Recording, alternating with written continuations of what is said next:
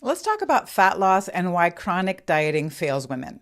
This is something that affects so many women, yet doesn't get nearly enough explanation. Why dieting so often doesn't work, and what sustainable weight management actually requires. Did you know that a staggering 90% of women have struggled with dieting, weight loss, or are constantly trying new plans? It's no wonder women are struggling. That struggle often looks like low energy, constant cravings, stalled metabolism, low confidence, amplified perimenopause symptoms, hormonal imbalances that make it even harder to see results, especially as we age. These aren't random symptoms. They're the cumulative result of years spent chasing diets that don't work and years of chronic undernourishment or malnourishment. And I want to say that it's not your fault. Chances are you were following advice from a well-meaning friend or a neighbor that got great results from something like doing keto. But here's the thing. The real culprit is diet culture. The messages we've absorbed for decades that told us that thinner is always better, beautiful means skinny, skinny equals healthy, faster is better. We've been fed the illusion of a quick fix served on a silver platter. Social media, the news, even some well-meaning professionals flood us with one-size-fits-all programs, 1,200-calorie diets, going no-carb, eating low-fat, magic powders and potions, workouts designed like we're training for the Navy SEALs. These so-called solutions don't just mess with our metabolism and hormones, they leave us burnt out, discouraged, and stuck in a cycle of starting over. In fact, over 80% of women say that the diets they've tried in the past didn't work for them long term. And that makes perfect sense because what sells is the quick fix. Traditional dieting is built on short-term restriction, not long-term strategies. But that's where this conversation changes everything, because my approach is about teaching you how to sustain yourself for life. And to do that, we need to break up with diet culture. And the first step is education. What's been missing in the weight management conversation is this idea of a phased approach to fat loss, one that supports your metabolism, your hormones, and your nervous system, not just to see a number on the scale. So let's break it down. This is called nutritional periodization, and I'll walk you through the different phases of sustainable fat loss and weight management. Instead of staying in a diet forever or constantly switching from plan to plan, true metabolic health happens in phases. Phase 1 is the fat loss phase. To lose fat, you need to be in a caloric deficit, which means you're intentionally eating fewer calories than your body uses in a day. Not calories in, calories out in the simplistic, outdated sense, but truly eating fewer calories than your entire system burns across the day. If you haven't already, watch the video on metabolism to help you further understand this concept. But here's what most women miss. A caloric deficit is not a healthy place to live long term because over time, your body adapts. This adaptation is called adaptive thermogenesis, and it means your metabolism slows down in response to less energy coming in.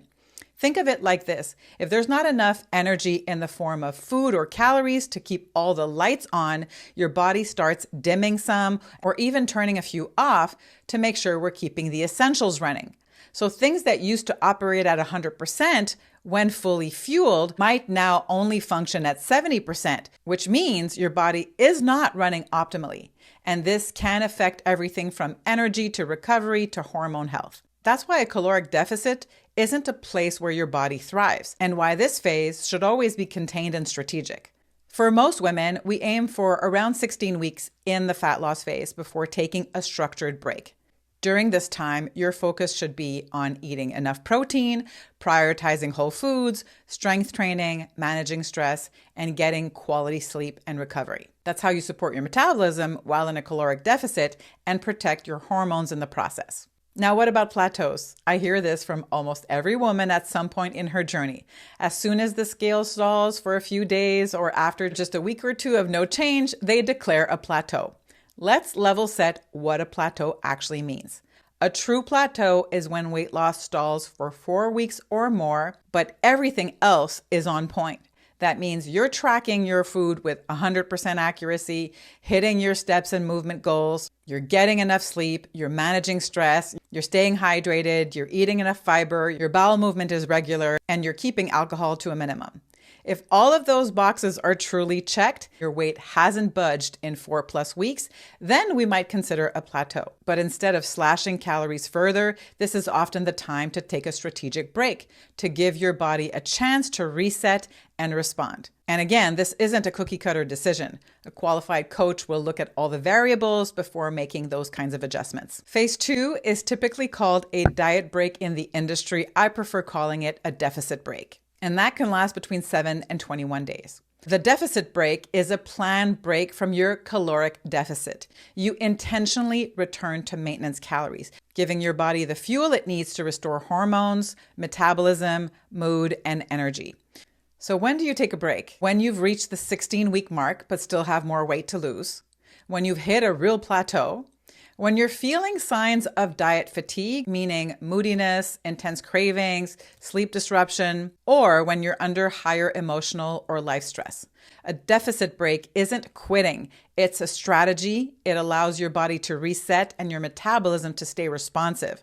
Once the break is complete, you can reassess and, if needed, move into another deficit cycle before reversing out. Phase 3 is the reverse to maintenance, and that can last anywhere between 1 to 3 months. Once you've completed your fat loss phase or gone through 2 rounds of caloric deficit, it's time to stabilize. I know this can feel challenging, especially if you feel like you have more weight to lose. But for optimal hormone and metabolic health, the next best step is transitioning into maintenance. If additional fat loss is needed, the deficit can always be revisited later, after your body has had some time to restore and reset.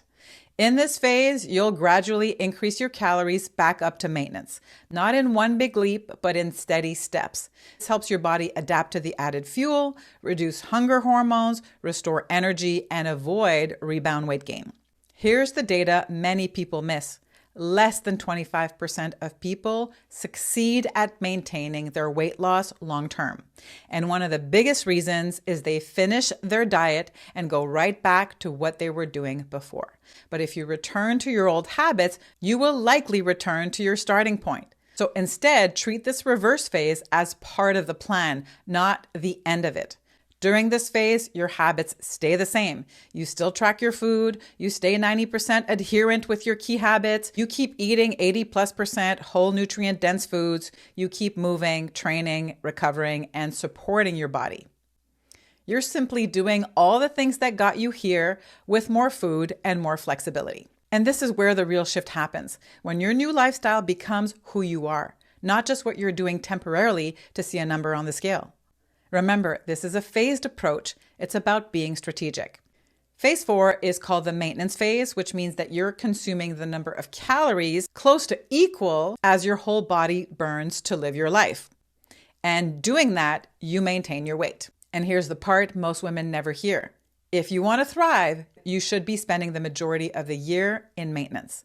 Not dieting, not cutting, but fueling enough to allow your body to thrive. Maintenance is where your body finally gets what it needs to recover, rebuild, optimize hormones, and maintain your results. This is where strength gains happen. This is where your energy comes back. This is where your body can thrive, not just survive. And yes, all the same guidelines still apply. You're still focused on protein, fiber, whole foods, hydration, movement, sleep, stress management, all the things. The difference is you get to do it with more food and more flexibility. You can continue tracking if you enjoy the structure, or you can shift into an intuitive eating approach. That decision will depend on your goals, the confidence level you have gained in your food choice skills. The approach you choose during the maintenance phase will depend on what you're working towards next.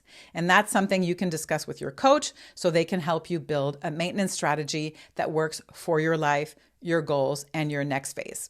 Because remember, maintenance isn't the end. It's the phase that makes everything else sustainable. This is what makes your results stick. This is where your new lifestyle becomes your new normal. And this is what no one ever teaches, but it's the most important and, in my opinion, most glorious piece of the puzzle. Now let's talk about something that tends to terrify a lot of women, being in a calorie surplus. I get it. You've worked so hard to lose the weight, the idea of eating more or building muscle might feel like a step backward. And many women worry, won't I just gain the weight back? Or what if I get bulky? But here's a perspective to consider. Building muscle, especially at this phase of life, isn't optional. It's essential because without muscle, we are at risk. And as we age, muscle loss accelerates. We don't want to become frail. We want to be strong. We want to be able to carry our groceries, to hike, to play with our grandkids, to move through life feeling capable. And muscle doesn't just give you a toned body, and it doesn't just make you strong. It is our metabolic engine. It is what helps protect your metabolism. In fact, the more muscle you have, the higher your basal metabolic rate is, meaning you burn more calories at rest. Some women ask, can't I build muscle without eating in a surplus? And the answer is, it depends. If you're brand new to resistance training, you might experience something called newbie gains, where you can build muscle while eating at maintenance. But for most women, a slight surplus is needed to see noticeable muscle gains. Here's what this phase looks like. You'll increase calories slightly above maintenance, not a free-for-all, but a structured bump. You still prioritize protein, you keep lifting heavy, you focus on the quality of your food, getting quality sleep, and you focus on recovery. This is going to be the key. Yes, you might gain a little fat during this phase, but don't panic. That's part of the process. Once your building phase is complete, you can always go back into a short mini cut to shed a little fat and reveal the muscle you've built. No jumping straight into another deficit. You need to spend at least, some people say 6 months, I say 8 months, at maintenance or surplus before cutting again. So you can protect your metabolism and preserve those hard-earned gains. This is the phase where women truly transform their bodies, not just in how they look, but in how they feel. Strong, energized, and resilient.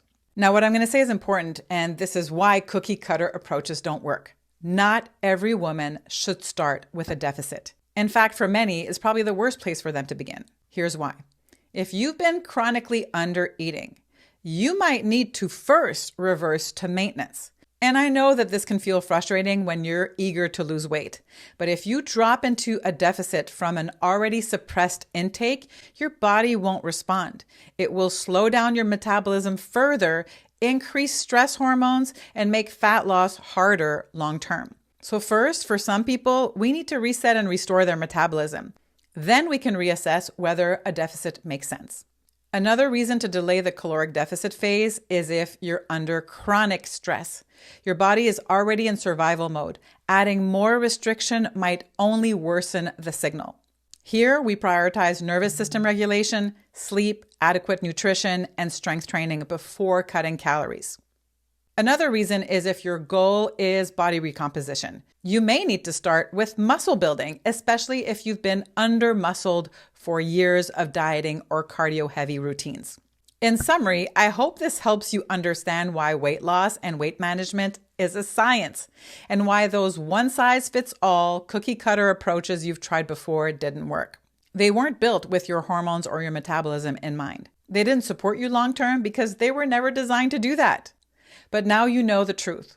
There's a smarter, safer, and more strategic way to work with your body, and sustainable results are possible when the plan is built for you.